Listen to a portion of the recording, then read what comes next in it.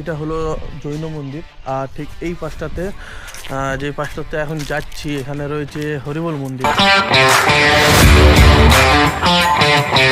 আর শুধু জৈন মন্দির না, এখানে সাথে সাথে রয়েছে 5টা মন্দির। ঠাকুর তলা থেকে সাধু বাড়ি বাইর করি।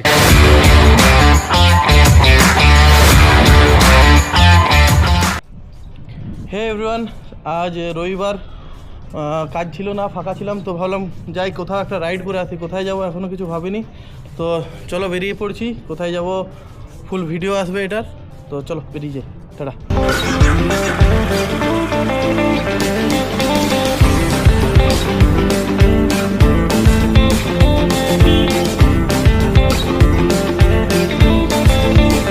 ফাইনালি বেরিয়ে পড়লাম বাড়ি থেকে। প্রথমেই শ্মশানখালির রাস্তা ধরে বেরিয়ে পড়ছি। কোন দিকে যাবো যাই না। পিতলপুর পাহাড় আছে সামনে, জৈন টেম্পল আর আনাই মহাদেব বেড়া। দেখা যাক কোথায় যাওয়া যায়।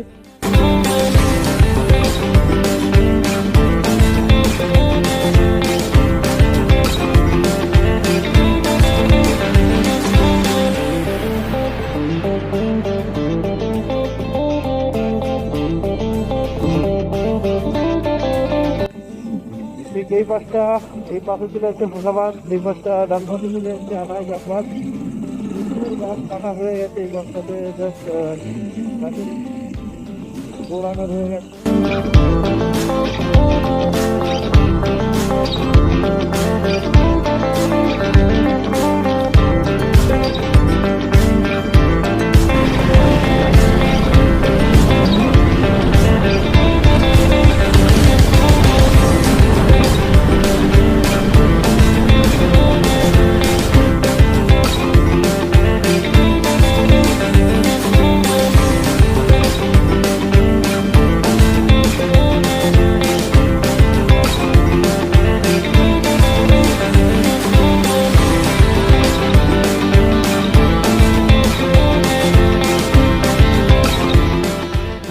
এখন রয়েছি জৈন মন্দিরের ভেতরে।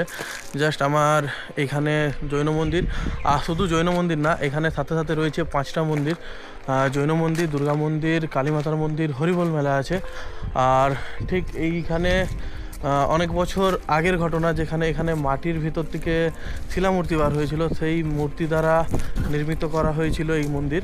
তো বুঝতে পারছো জাস্ট কত শান্ত পরিবেশ, একটা কতটা সুন্দর একটা এখানে পরিবেশ। মানে এখানে আসার পর ঘন্টার পর ঘন্টা যদি বসেও থেকে যায় না, তো মনোমুগ্ধ করে দেওয়ার মতন একটা পরিবেশ এখানে।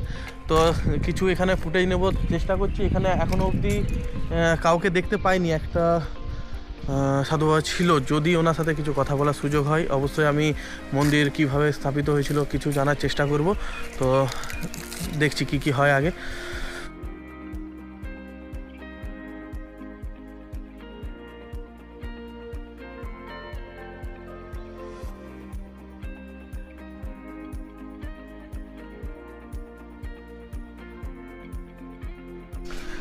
এইটা হলো জৈন মন্দির।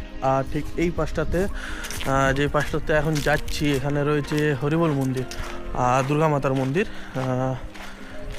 এখানে দুর্গা পুজো হয়, কোনো বছর আসার সুযোগ হয়নি, চেষ্টা করব এই বছর এখানে পুজো দেখতে আসার আর পুজো দিয়ে যাওয়ার।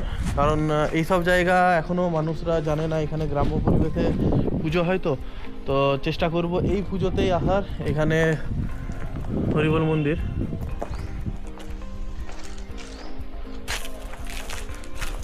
জাস্ট এই রকম পরিবেশে একটা মন্দির, আর এতটা নির্জনতায় এত সুন্দর একটা মন্দির। জাস্ট এই পাশ থেকে জৈন মন্দিরের উপরটা আমি দেখাচ্ছি।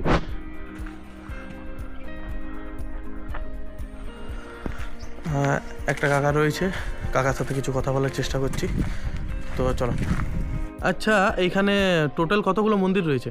মন্দির আছে, দুর্গা মন্দির আছে, পহিল কালী মন্দির, তারপর দুর্গা মন্দির, তারপর হরি মন্দির, তারপর পরশনাথ।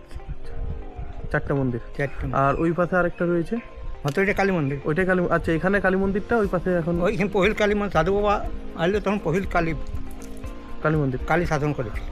আচ্ছা, আর এখানে আশ্রম আপনি এখানেই থাকেন তো?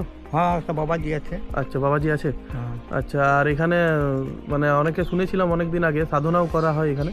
হ্যাঁ, এখানে সাধারণ ভালো জায়গায় বটে তো। আচ্ছা আচ্ছা, আর মোটামুটি কতদিনের পুরনো এই জায়গাটা হচ্ছে? এটা সেটা বাবা আমরা বলতে পারবো না, বহুত দিন। এটা আচ্ছা, মানে এটা ঠাকুরের তলা থেকে সাধু ওই বার করেছি। আচ্ছা, হ্যাঁ, মাটির তলা থেকে শিলা বার মানে করে? আগে কোনো বাজার ছিল এটা, আচ্ছা শিলা ধ্বংস হয়ে এখন এই যে এলা আছে, এটা ধ্বংস হয়ে যাবে কোনো, তো আপরে ঘুরে মানুষজন হবে তখন আরও এইটা সে কুড়িয়ে বার করবে, সেই রকম বটে এটা। আচ্ছা, আপনার নাম কি? আমার নাম দয়াল চন্দ্র মাহাতো। আচ্ছা, ধন্যবাদ। এখানে রয়েছে এখানের যে কালীমাতার মন্দির, যেটা আগে ঠিক ওই পাশটাতে ছিল যেখানে দুর্গা মন্দির রয়েছে। তো দুর্গা মন্দিরে ওইখান থেকেই নিয়ে এসে কালীমাকে এখানে স্থাপিত করা হয়েছে। প্রথম এখানে কালীমাই স্থাপিত হয়েছিল, তারপর দুর্গার মায়ের প্রতিমা, হরিবোল মায়েরা, পরপর 4টে ঠাকুরের এখানে স্থান রয়েছে। তো যদি সময় পাও কখনো অবশ্যই এসো। জাস্ট 1 থেকে 1.5 ঘন্টা 2 ঘন্টা এখানে বসে কিভাবে টাইম পার হয়ে যাবে হয়তো বুঝতেও পারবে না কেউ। অনেক তো ভিডিও করলাম, কিছুক্ষণ এখানে আমি নিজে বসতে চাই, জায়গাটাকে উপভোগ করতে চাই। তো তারপর এখান থেকে বেরিয়ে যাব, কিছুক্ষণ বসি, কারণ আমি এখানে যতবারই এসেছি মানে মিনিমাম আধ ঘন্টা 1 ঘন্টা না বসে আজ অবধি বাড়ি ফিরিনি। তো ঠাকুর স্থানে এসে যদি শুধু ভিডিও করলাম, একটু ঠাকুরের স্থানের জাস্ট এখানের যে এনভায়রনমেন্ট ভাইবসটা না নিতে পারলাম, তাহলে আসাটাই বেকার, সার্থক হবে না। তো ঠিক আছে, চলো আমি কিছুক্ষণ এখানে একাকিত্বে একাই এসেছি, রেস্ট নিই আর জাস্ট জায়গাটাকে ফিল করব, আর কিছু না, তারপরে বেরিয়ে পড়বো।